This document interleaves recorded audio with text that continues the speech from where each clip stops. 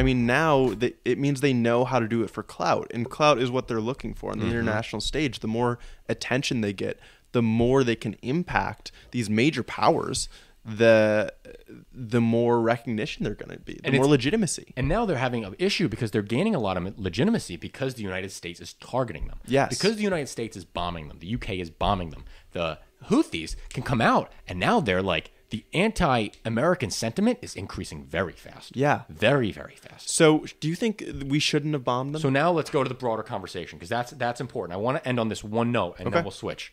The Houthis see fighting the United States as their main and most important battle, as if that the United States are the Umayyad Caliphate and their religious leader, Zaidi, fought to abolish over a millennia ago. We are the new Umayyad Caliphate to them, and they are looking to destroy our control over the world global system because we are corrupt and bought by the Jews. That's what they think, and that's the type of enemy we're dealing with. So now let's get to the broader conversation, because this is when it gets interesting. How do we fight them? Do we fight them? I don't think we do. I don't think we are. I think we only have something to lose as far as giving them legitimacy. I think, and it's terrible because what then can stop this inflationary pressure of hurting our shipping lanes? And I think, honestly, I've been thinking about this a decent amount. This is going to open the door. This is going to normalize countries defending shipping lanes that go past their borders. And this is going to completely accelerate the pace of deglobalization. Yes. So I think this is accelerating our progress towards deglobalization. I think it's going to make powers or alliances more regional, and I think those are going to be more important.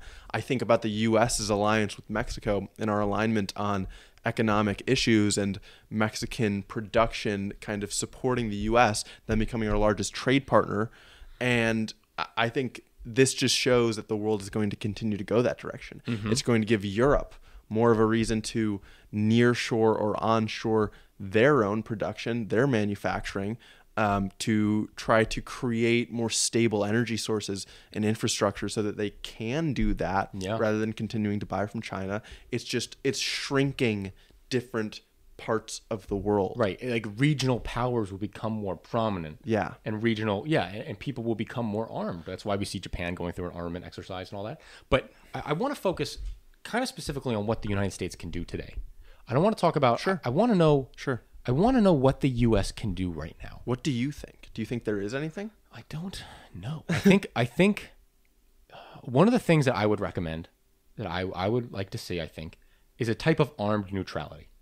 I think I would want something similar to what the U.S. is currently doing, like guiding ships through the Red Sea with armed vessels, destroyers and the rest, that are able to intercept pirate boats, intercept helicopters, all there, right? It's basically what they're doing with the Operation Guardian thing, but not attack Yemen proper.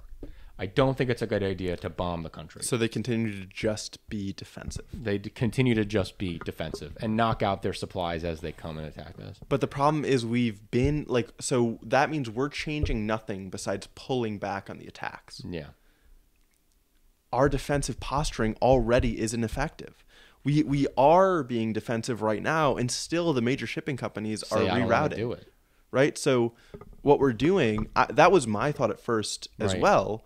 But if it's not doing anything, I'm okay with continuing to do it because some shipping companies are still going through the canal, but they're also still at risk of getting hit with a missile. And also, I don't like the precedent getting set that we're going to be held hostage by people who want to close international shipping lanes. Exactly. What we want to say that's okay.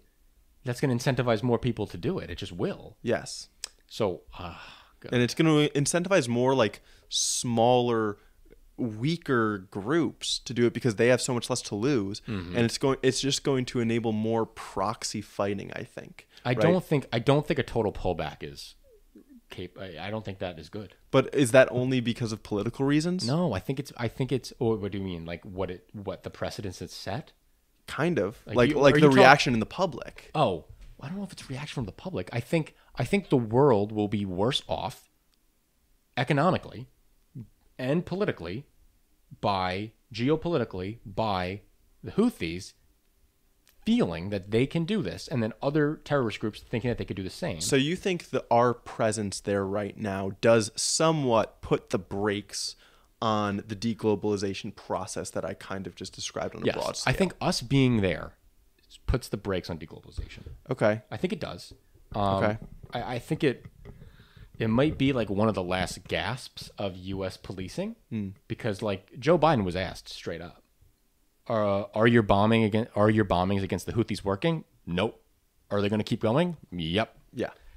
That's kind of where we're at. Yes. And I don't know what the right answer is. I mean, like, the only hope is that there's a ceasefire in Gaza, and then the Houthis stop, because their proclaimed reason for doing this is the war in Gaza. Yes. And wanting to draw, its support for the people of Gaza and fight back against Israel. So then is that really the only main takeaway? It's just another reason for Biden to be pressing more for a ceasefire, to be conditioning aid. But now here's my issue. Today, Hamas rejected a ceasefire agreement with Israel. Israel proposed a 2-month ceasefire for the release of all hostages, and Hamas said no. What are we supposed to do? What are we supposed to do? What does Houthis want? If this is why the Houthis aren't operating in good faith. What a shocker, right? A terrorist group isn't operating in good faith. Who would have thought? But the fighters in Palestine, in Gaza, don't want a ceasefire. They don't want it. No. They want to keep fighting because they want to win. How do we deal with that? How do we deal with that with the Houthis? What do we do from here? Well, I can call for a ceasefire all I want. I want there to be a ceasefire. Apparently, Israel wants there to be a ceasefire if you release all the hostages. Gaza, Hamas, you don't want a ceasefire? Do you think the problem might be the terms being 2 months and only 2 months? Maybe, but wait, you want to? But that's a different conversation now. Now they're asking for a whole peace accord. Yes. That's not what the question was. They wanted a ceasefire. They didn't want to solve the problem today. What does that mean? Hamas? Accord? Yeah. Okay. They've been wanting a ceasefire. Yes. The people of Palestine, the people in the West who've been protesting, they want a ceasefire. Mm-hmm. Well, I mean, I think the people who have been protesting want a peace accord. They don't want a ceasefire? I think they see a ceasefire as the path to a peace accord. So, but do the people protesting for a ceasefire see the Palestinians' rejection of the ceasefire as frustrating to them? They must.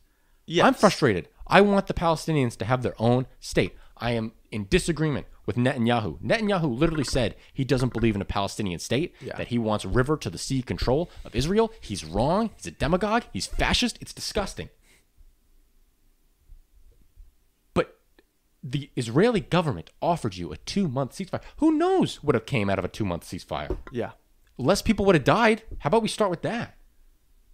So it frustrates me that the Houthis and the Hamas are using this ceasefire thing as something over our heads.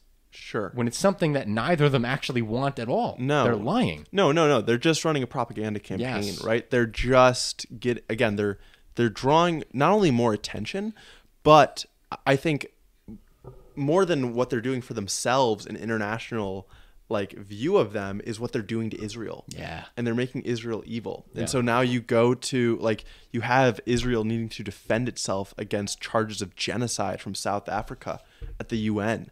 And that's a bad look, right? And so we're getting too off topic here. We're getting off topic because we need to know what to do about the Houthis. And I don't think there is anything. Which is so depressing.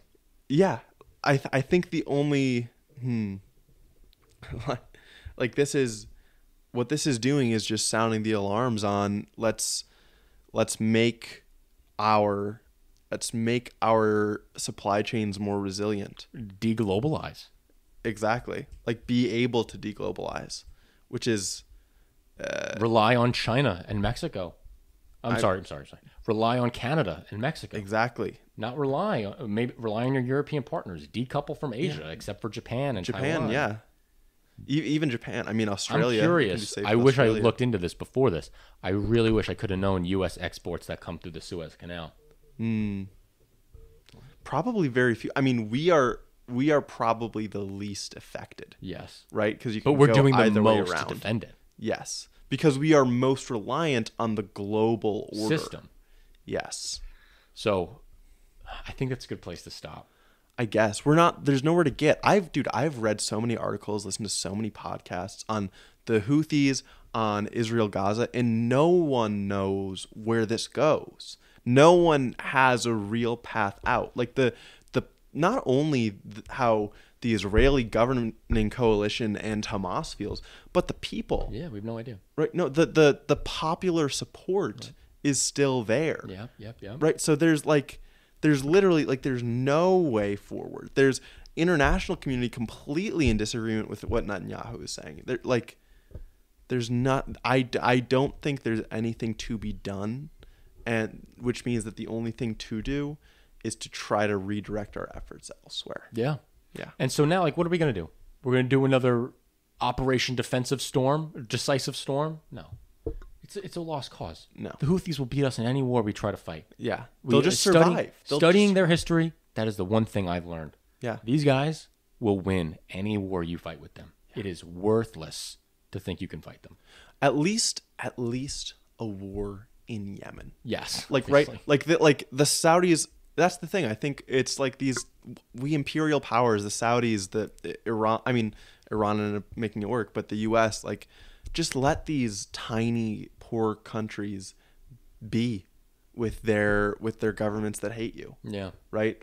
We're too scared, which means we put too much money and attention into it, and it just radicalizes them more because they see that we're doing it. Wait, brain blast. Okay, here's what you do. Joe Biden, listen to me. This is what you got to do to handle the Houthi problem, okay? You get one of the imams and you bribe them. This has worked in the past. You bribe them. You get them to sell out. And once they sell out, then there's going to be an internal Houthi civil war, okay? And then that'll take all the weapons out of them. They'll spend all their money against fighting each other. So go find an imam who's bribable and get him on your payroll. There you go. CIA, do your thing. It is hilarious that you said that because I was in a Twitter conversation where someone told me exactly the same thing. That's hilarious. Smart guy. Maybe. That's what you got to do. Go do it. It'll maintain the humanitarian crisis, but maybe we'll have shipping. Yeah. Oh, God. I feel so gross saying that, but it's the truth. Yeah.